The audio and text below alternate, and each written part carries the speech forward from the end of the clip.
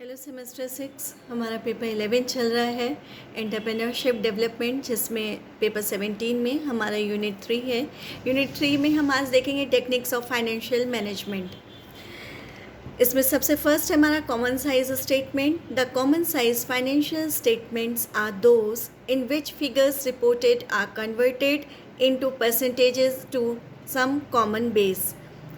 Common size balance sheet and income statements are prepared for verticals analysis, and interpretation is done for identification of causes for changes taken place over a period of time.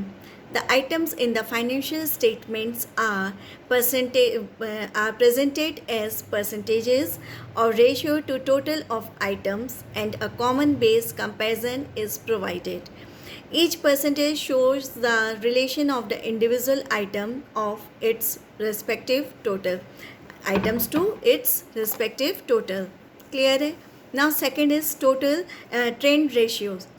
Second point is trend ratio. Trend ratios are the index number of the movements of financial figures reported in the financial statement for more than one accounting period.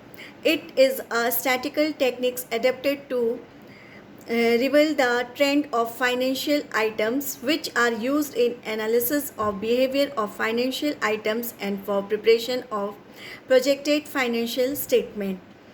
In preparation of trend ratios, the base accounting period should be selected and the financial figures of the base period should be given in the index number of 100.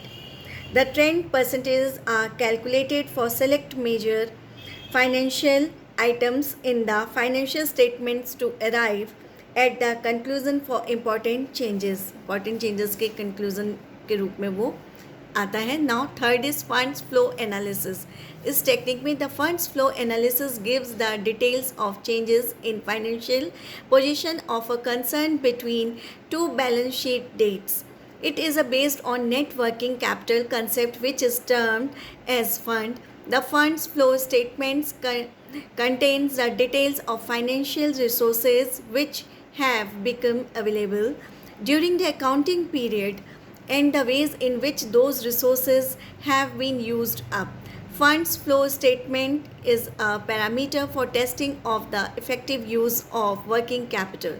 The analysis is particularly useful for long-range planning where projections of liquid resources are vital. Now, fourth is cash flow analysis. The preparation of cash flow statement has been made mandatory. A statement of cash flow reports the cash receipts and cash payments and net changes in cash resulting from operating, investing and financing activities of an enterprise during the period. It reports a net cash inflow or outflow for each activity and for the overall business. The cash flow statement reconcile the opening and closing balances of cash and cash equivalent for the reported accounting period. इसमें सारा लेखा जोखा रहता है. Now fifth is ratio analysis. Ratio analysis is used as an important tool in analysis of financial statements. Ratios are used as an index or yardsticks for evaluating the financial position and performance of a firm. Ratio is the expression of one figure in terms of another. It is the expression of the relationship between mutually independent figures. Ratio analysis used financial reports and data and summarize the key relationship in order to appraise financial performance. It helps the analyst to make quantitative judgment about the financial position and performance of the firm. एक बार फिर से repeat करो ये line.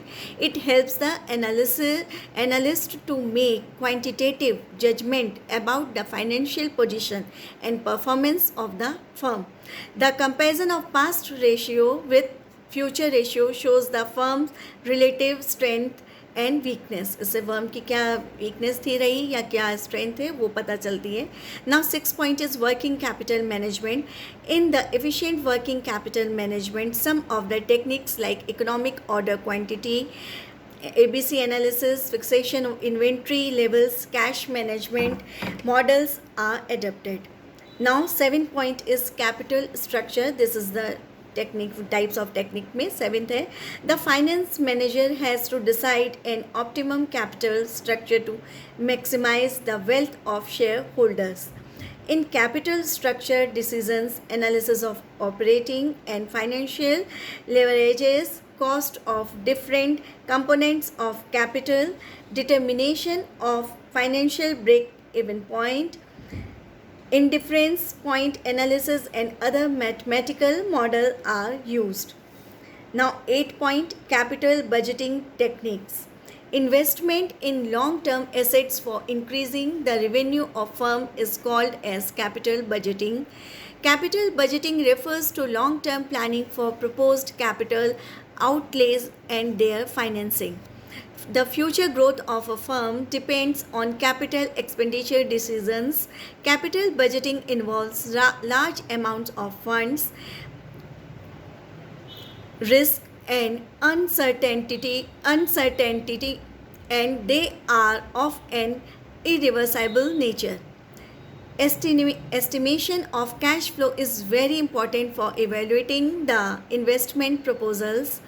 Capital budgeting results the exchange of current fund for future benefits which will occur over a series of years to come. These are the techniques of financial management. Now next we will see management of working capital.